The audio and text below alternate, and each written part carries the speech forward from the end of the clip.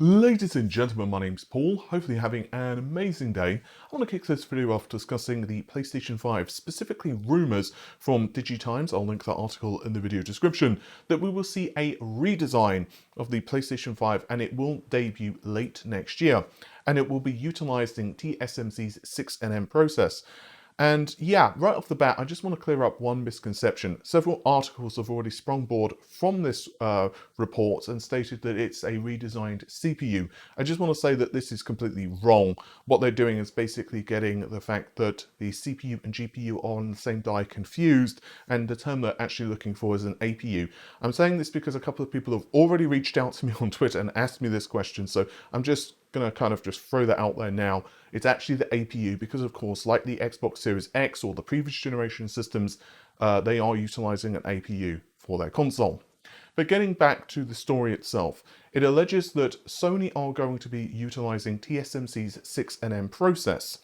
And yeah, that would bring a decent saving in power consumption and also die space. It's around a 20% die space in terms of a shrinking of the transistors. And power figures, to my memory, haven't been released quite yet, but I believe it was estimated to be around 10%, which is not too bad. Also, credit to Leviathan Gamer for reminding me on Twitter and DM that back in 2019, TSMC had already kind of stated that they believe that a lot of their customers are going to migrate from their 7nm process to the 6nm process. And you can actually think of 6nm as kind of like 7nm plus. It's basically utilizing EUV for the manufacturing process. So yeah, you can take away from that what you will, but it's still really kind of the same node, just with obviously enhancements.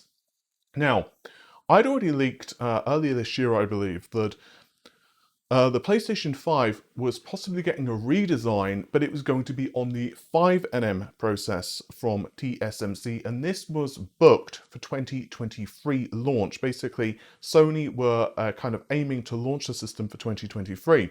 So there are a couple of possibilities. The first possibility is that my information has just been slightly outdated and Sony have felt that they need to launch this system earlier and they don't feel that they could wait for 5nm. The second is this could be a second revision of the PlayStation 5, or possibly my system, the information I had, I believed it was for the Slimline, but it's possible it's for a Pro console.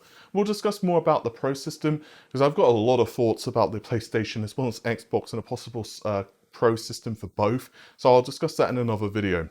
Either way, sticking to this particular topic, yeah, there are a lot of reasons that Sony would want to do this.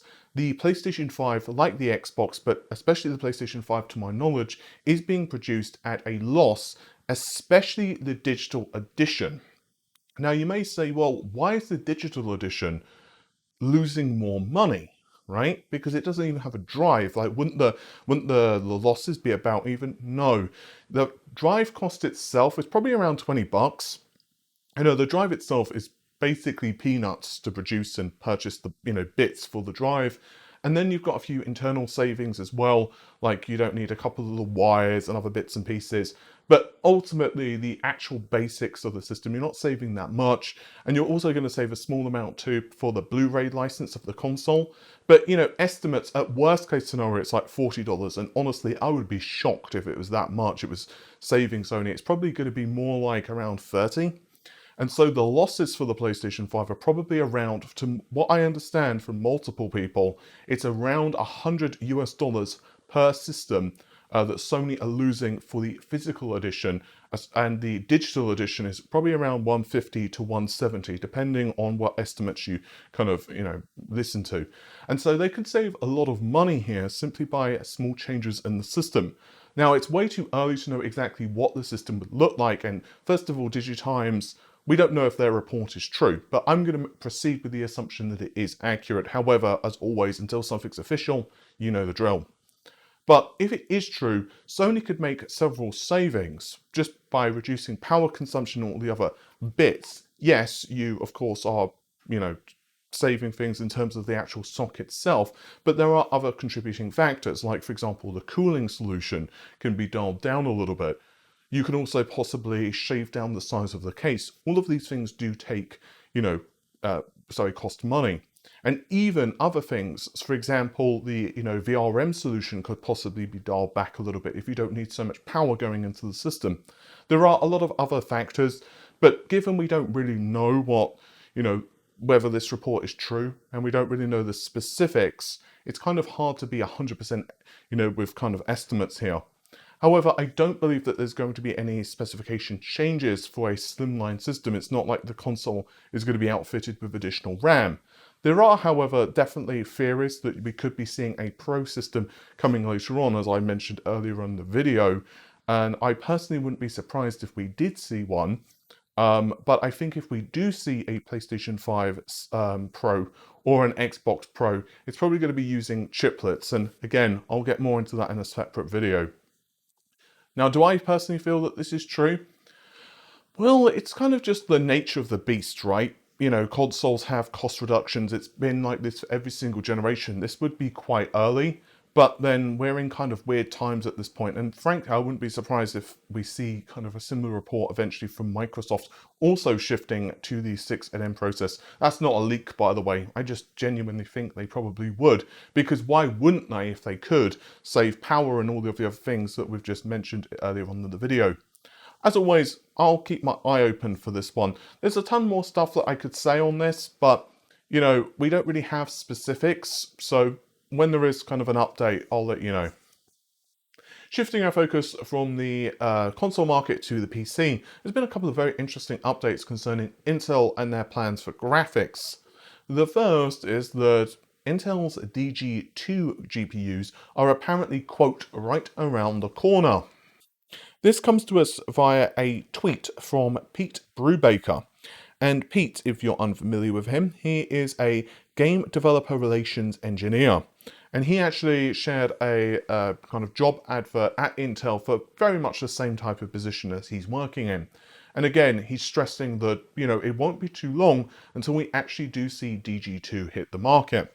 And I'm actually quite excited for DG2. It is actually, ironically enough, for this video, utilizing TSMC's 6nm processor, at least according to what I understand. And I've talked about the performance figures multiple times at this point. I've, leaked them quite a while ago. And we're looking at a card which is a little better than the 3070 to possibly a 3080. I'm hearing some conflicting reports, and it always seems to come down to optimization and software. The hardware itself is pretty good at this point, at least to my understanding. I will remain on the fence, of course, until I actually get hold of one of these cards. But, I think if Intel can make the GPU decently capable and not, run at the temperatures of the inner core of the sun and just be reasonably feature-packed, don't crash with drivers and all that stuff, they'll actually have a decent product on their hands simply because of the shortages, right? Like, let's just be honest. Let's just be blunt. They will sell out of these things, assuming the cards are reasonably capable. And Raja Koduri has essentially confirmed already using, kind of leaked images, or where you can kind of see some details on screen, that the GPUs appear to be variable rate shading capable, hardware-based ray tracing, mesh shaders. So yeah, basically DirectX 12 Ultimate capable, which is obviously a really good thing. We don't want a GPU which is going to launch like end of this year, and it can't even do that hardware-based ray tracing, because that would be not exactly good in terms of competitiveness. I'm not quite sure how well it competes in terms of ray tracing and the other stuff that I just mentioned a moment ago, but I'm actually really excited to see what Intel can bring to the table for their GPUs. I think that we need a third player in the market.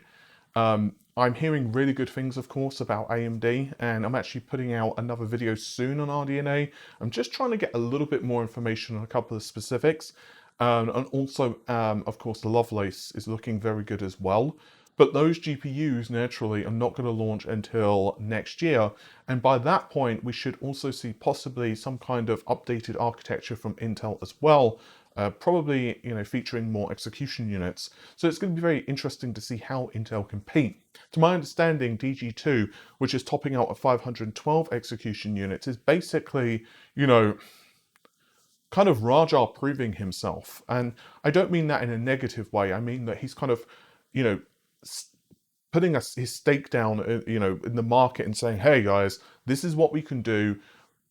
we don't want to release a GPU which is going to cost like $1,500 for the highest end. Basically, it's almost like the RX 480 approach, you know, what he did with AMD. I'm hearing that the card is probably going to, and I've already reported this a couple of times, you know, we're probably going to be looking at around $300 US as like the cards that they're pushing the hardest, although I don't know whether that's a 512 execution unit. Either way, I really want to see what Intel bring to the table here. I'm actually super excited. I think a third player in the market is really sorely needed at this point in time. Not just because of the shortages, like even without the shortages, which I know are frustrating, but you know, even not including the shortages, I just feel that having an extra player in the market at this point in time would be really critical because there are so many cool technologies which are on the horizon. Also, since we're talking about Intel's, you know, graphics, I did want to mention a GIF or GIF. What do you guys say? GIF, movie imagey thing? Let me know in the comments below. Anyway, he shared one of those fingers on Twitter, and it's basically Ponte Vico. We've discussed Ponte Vico, and it's quite just absolutely just crazy packaging technology, multiple chiplets. It looks absolutely just, you know, nuts, honestly. And of course, this is not something you're going to be throwing into your PC. This is for the server market, but just because it looks so cool, I wanted to include it in the video. I don't really have any other reason, it just looked cool. Well, I think that's just about it for this video, guys. Hopefully you have enjoyed it. If you did, click the likey button because it's YouTube land, and subscribe to the channel if you've not already done so. And I think that's just about it. So take care of yourselves. Have an amazing day. Bye for now.